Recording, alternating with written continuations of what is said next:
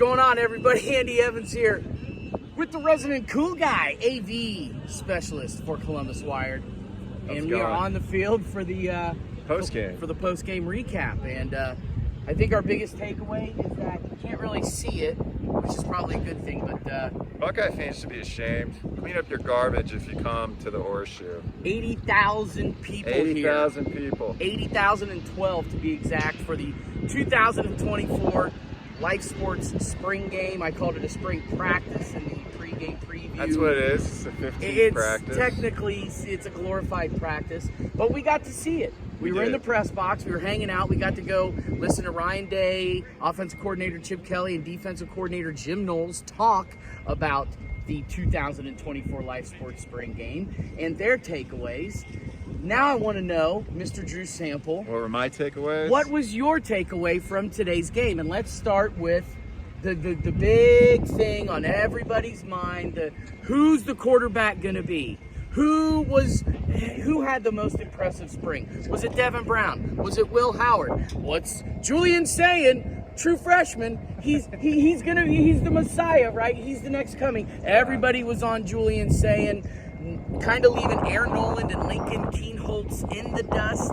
So I want to get your take, Mr. Resident Cool Guy, on your opinion on who, quarterback-wise, played the best today. I would say out of the start, like the main guys, I'd probably say it was our new guy from Kansas State. Will Howard. Will Howard. Interesting. I think Will Howard probably looked the best, but it wasn't. I think out of him, Devin Brown and Keenholz, I think Keenholz probably looked the worst. But our defense, I mean, they were the ones playing against the ones. Julian Sayin got a lot of looks against the ones too. He looked like a true freshman. I mean, nothing against him. He held on to the ball too long. He tried to force plays. He didn't take off and run. If there's an opportunity, he didn't really stretch the field out. When it came to playing against the twos, I thought Aaron Noland actually looked better than Julian Sayin. I agree.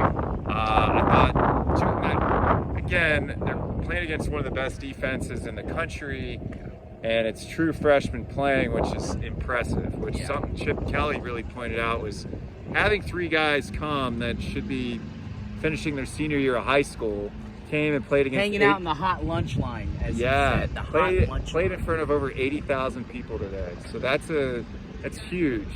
I thought defensively, our defense stole the show. I think a lot of our defensive linemen got in, made sacks. We had a pick six, 3 interceptions. Yes.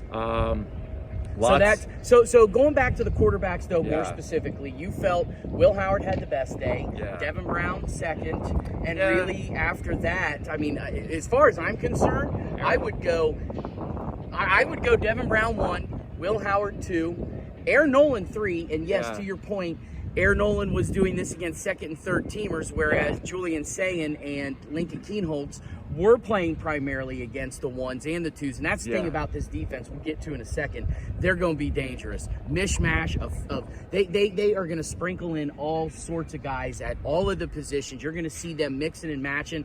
They almost are running like 22 deep right now on that defense easily. And we're talking about like early game situations. But going back to the quarterbacks, Lincoln Keenholz, 2 interceptions today. Julian Sayin also threw an interception, and in fact, he threw a pick 6 to fellow true freshman safety Jalen McClain, who returned it about 60-some yards for a touchdown.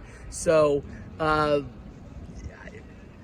slow your roll, Buckeye fans. When it comes to Julian Sayin, slow your roll, all right? He's got promise. And I promise you that as long as he stays here and sticks with it, he is going to be the quarterback of the future. I truly believe that. But right now, this upcoming season, ain't no way it's happening. And I know there was a lot of hype coming out of spring practices. I even had a buddy text me, "What do you think, man? Julian Sayin got a shot to start this year?" I said, "Not a chance." And a lot of the guys, the fellow reporters and journalists throughout the spring practices have really been pumping up Julian Sayin. And today, if you didn't get a chance to watch the spring game, I'm going to assume that you could probably go back on like the Fox Sports app. YouTube, actually. You can probably watch it. Yeah, you can find it somewhere, dark web, whatever. You're going to be able to see it. If you didn't get a chance to see it, quite frankly, as you just said, Julian Sayin look like a true freshman. There is absolutely no way, unless he makes an insane, incredible amount of progress between now and the first game throughout the fall camp, which takes place in August, is he going to start. So yeah, Devin Brown. Let's just temper those expectations right now about Julian Saying. And now I think about it, like Devin Brown really did open the game up with some had big, a touchdown pass. Had a touchdown pass. Had some big runs. Yeah. I still just don't feel it. Will Howard was the first guy to come out and take the first offensive snap. The other interesting thing was our offensive line. Starting lineup: Seth McLaughlin. Well, you had Jimmy Simmons, left tackle, going from left to right. Jimmy Simmons, Donovan Jackson, Seth McLaughlin at center.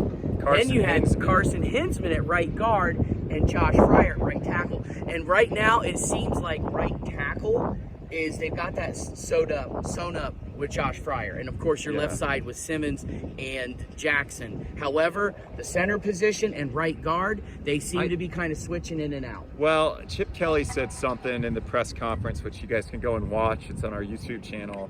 But what he pointed out was that they need to have multiple guys that can play guard and center.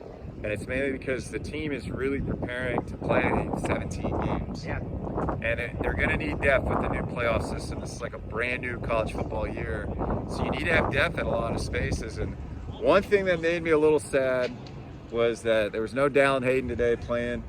He's definitely transferring out. Yeah. I thought Peoples came in. He looked all right. I thought Peoples looked good. I thought he looked good. And I thought Sam Williams-Dixon, that's what I was going to say. The fellow true freshman running back out of Pickerington Central. TC Caffey looked good. TC Caffey, the third-year walk-on from Hubbard, absolutely. And obviously, I thought Travion Henderson. Travion and Quinshon. They were the 1-2. Travion got the start. Quinshon was second up. But to your point, this could be a very long season. This could be 16, 17 games for Ohio State. And as Ryan Day said, and then Chip Kelly reiterated today, the whole saying a pair and a square, or a pair and a spare. Square, what the hell am I talking? A pair and a spare. That's no longer the case. I mean, you have got to legitimately be at least 3 deep, if not more, to get through this season.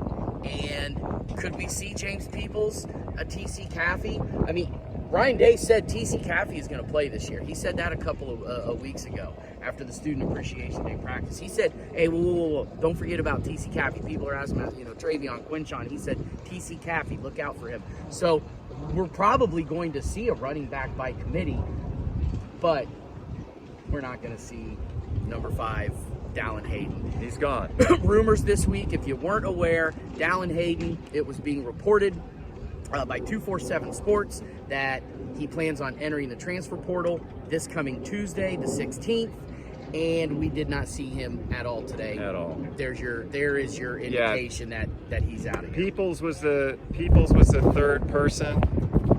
Was the third running back that we saw play. Much like how Keenholz was the second quarterback we saw play. Keenholz was the second quarterback, technically, after Will Howard got through with his first set on the offense. Then Lincoln Keenholz came in, but they were running like a first team, then the second team came in. And then the first team came in on the third set, but then that was Devin Brown. And then Julian Saying was the fourth guy in. Aaron Nolan was the fifth.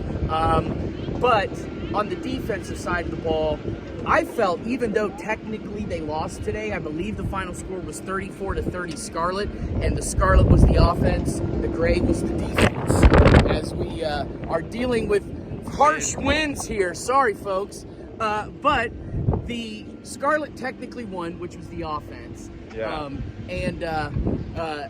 I felt though that the defense really won the game. And Denzel Burke even came out afterwards and they said, who do you think won? He said, well, we did, of course. Of course he's going to say that. But I really felt that the defense looked like I just said a few minutes ago, nasty. This is going to be a nasty top 5 defense, I think, at the very least. They are deep, and they are going to cause a lot of problems for a lot of offenses. Once again, 3 interceptions today, several sacks. They just...